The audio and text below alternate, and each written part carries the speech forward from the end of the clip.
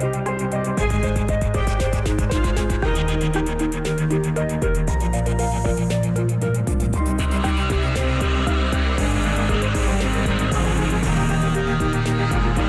morning and welcome to New Jersey Viewpoint. I'm Ken Rosato. This morning we bring you a new book that addresses the issue of closed adoptions and the brave author who has shared her own traumatic story. We also have with us a boys' leadership development organization created to break the circle of violence in our urban communities. We begin, though, with strokes, which are the third leading cause of death in the United States and one of the most common neurological diseases affecting millions of people and their families. The good news is that we've made great progress. The problem is still, how do you know that you're having one? Leave alone, what should you do? Joining us in the studio from Overlook Medical Center are Dr. Robert Felberg, who's a neurologist who is the medical director of the Stroke Center, Angela McCall-Brown, a stroke nurse practitioner, and Thomas J. Foley, a stroke survivor. Thank you so much all for being with us today. First, let me start with the doctor. What are the risk factors for stroke? Well, stroke is a disease of the blood vessels of the brain, so the risk factors are the same risk factors you think about with heart disease. It's high blood pressure, diabetes, smoking or tobacco use, and also irregular heart rhythms like atrial fibrillation. And what are the warning signs? How do you know that you might be having a stroke as opposed to just feeling a little sick? Sure, that's very important. We usually tell people to think fast, F-A-S-T.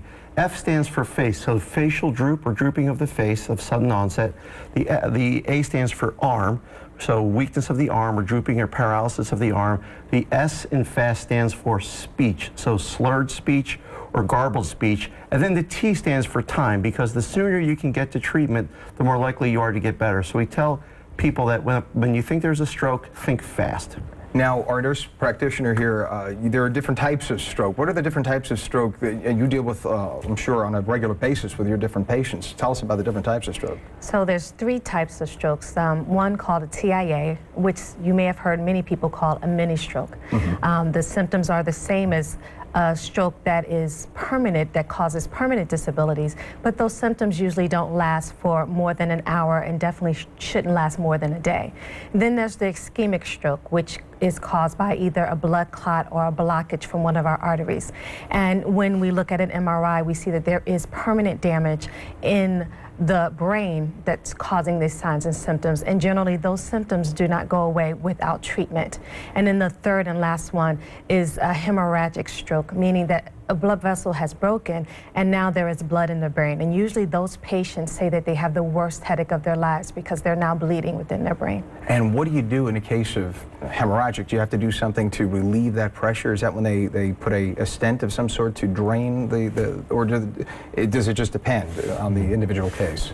So some cases, like ruptured aneurysms, require surgery, and there's two ways to manage the aneurysm. They can do surgery where we clip the aneurysm, so the part that's bleeding is clipped and removed from the circulation, or they can do it through a catheter where they go in through the arm or through a blood vessel in the groin up into the aneurysm. We put this glue material that we call coils that will fill in the aneurysm to prevent it from bleeding. Sometimes with other bleeding in the brain, like you mentioned before, we need to do surgery to relieve pressure.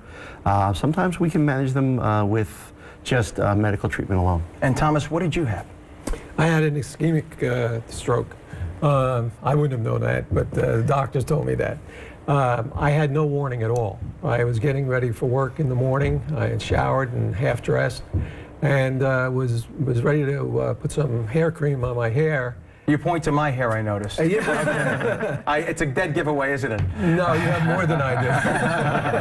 And I went to get the bottle where it usually is, and it wasn't there. And it seemed like the floor was cracking up. That's all I remember, and I blacked out. Wow. My wife heard me groaning. I couldn't speak. I couldn't move at all. I was totally paralyzed. And I must have gone in a spin when I went down, because my arms, one arm was behind me, the other one was behind my neck. And I don't know how long I was on the floor. I could have been on the floor for a couple of minutes. I could have been there a half hour. But my wife had her hair dryer going, so for a while she didn't hear me either. And she's a nurse, so when she came into the room and found me the way I was, she dialed 911, and I was brought to the hospital. I was brought to Overlook Medical Center, And I understand there's a time factor there, as Doctor mentioned. And I was given a number of tests, and then I was given TPA, and probably Doctor should explain that a little bit more. So if I may just in human, I say human terms, in quote unquote, for people who are lay people, the idea here is the brain is being choked off from its oxygen supply, right? Either because a blood vessel burst or there's a blood clot or something. Yes. And so because this little chunk of brain is being choked off, that little piece of brain is passing out.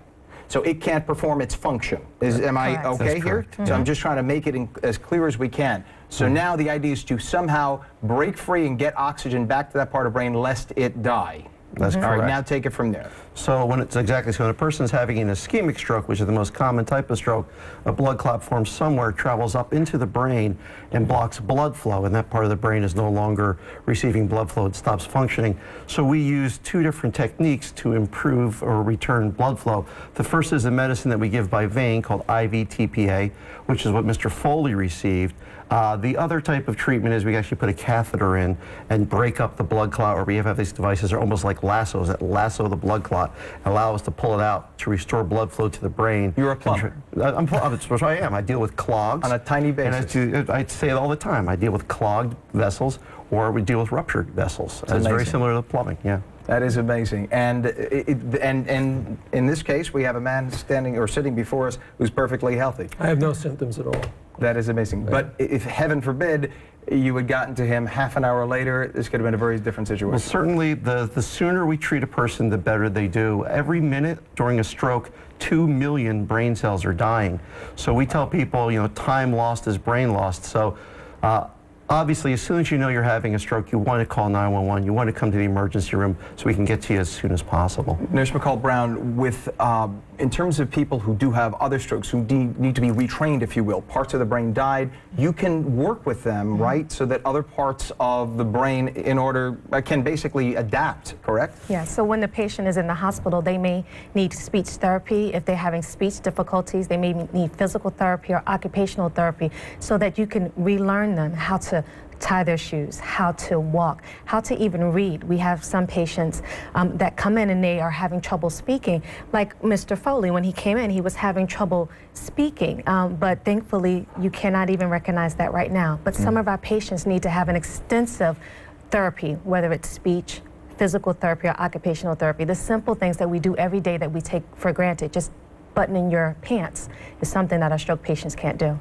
So in the very beginning, it could be very scary for somebody that has a little stroke or even a middle stroke, if you will, but there is light at the end of the tunnel. As long as you catch it early and you treat it well, a little therapy, because I know several people whose parents have had strokes, and a year or two later, it's amazing, and now we have Mr. Foley as perfect proof right here. Very grateful. Yes. Thank goodness for modern medicine. Yes. Well, it is so great to have you all here once again. Dr. Felberg, nurse practitioner Angela McCall-Brown, and Thomas J. Foley, a stroke survivor, all the folks from Overlook.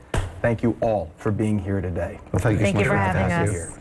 We're going to be right back with a book that addresses the issue of closed adoptions. Please stay with us.